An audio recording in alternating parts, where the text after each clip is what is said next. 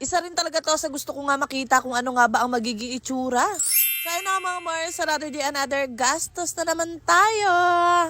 Diyos me, grabe talaga mga Mars ko. Ngayon ko lang nakikita na hindi talaga ganun-ganun lang magpagawa ng bahay. Parang yung tipong araw-araw talaga ay kailangan mo nga gumastos. Pero ayun nga, syempre hindi na tayo magreklamo dyan dahil ayan, ginusto nga natin tong kaganto-gantuhan.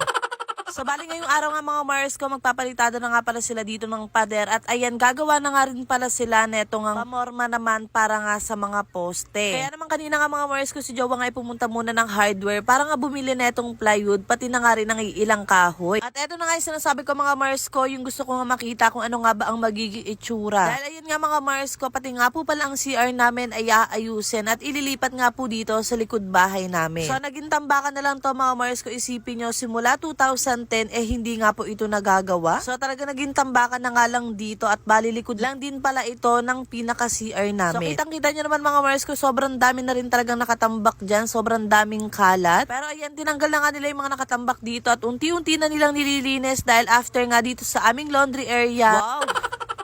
Ay, ito namang pinaka-CR namin, yung kanilang aayusin. So, bali yung CR nga namin dati mga Mars ko, ay gagawin naman po namin yung kusina. Kaya naman abangan nyo na lang mga Mars ko kung ano nga bang mangyayari dito sa aming munting bahay. Kahit ayun, medyo nabubutas na rin talaga ang bulsa natin sa dami nga ng kailangan.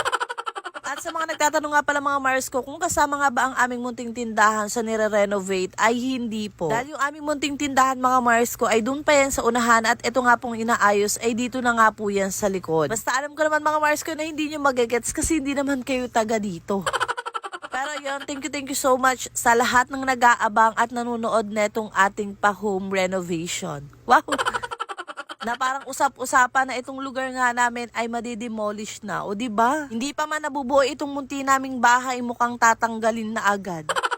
Pero syempre, hindi na nga ako nagpaka-stress dyan mga Mars ko. Ayan, pinagpatuloy na nga lang dahil hindi naman pwedeng iwanan lang to ng ganito. At alam ko na hindi rin talaga hayaan ng mga taga dito sa amin na ganun-ganun na lamang natanggalin ang ating kabahayan. And halos talaga mga Mars ko, bago pa talaga kami masunugan ay usap-usapan na rin talaga tong lugar namin. Pero ngayon, 2025 na ay eto, nandito pa rin naman kami. Pero sana nga ay dinggin ni Lord ang aming mga kahilingan na itong lupa na pinagtatayuan ng aming munting bahay ay soon mapapasa amin din. At wala namang imposible. O shot, ayan nga mga Mars ko, bali lumabas nga pala muna ako dyan at sumilip-silip. So kitang-kita nyo naman yung iba nga naming gamit ay dito na talaga nakatambak sa labas. Tapos maya-maya lamang ayan, dumating na nga rin pala itong pinadeliver namin na hollow blocks. O diba, sabi ko naman sa inyo, talaga namang hindi pwede na wala tayong gagastusin araw-araw. So actually ito rin kasi talaga dapat yung mga kasamahan ng dineliver sa amin nung unang-una na 200 pieces din ng hollow blocks. Ang kaso nga lang, since wala namang paglalagyan dito sa lugar namin, ayan, pinaghati na nga lamang kung kailan nga kakailanganin. So dito nga nag-asintada nga muna sila saglit at mamaya-maya lang ay magbubuhos naman sila dito ng mga poste. Alam niyo mga Mars ko, sa totoo lang hindi ko rin talaga naiintindihan yung mga pinag-uusapan nila. Pero natutuwa nga lang ako kasi nakikita ko yung progress kahit papano. Na unti-unti nang natatapos itong munti naming bahay. Nakakatuwa din pala talaga magpagawa ng ganito mga Mars ko. Kaya naman ngayon ay mag-iipon na ako ng 5 million.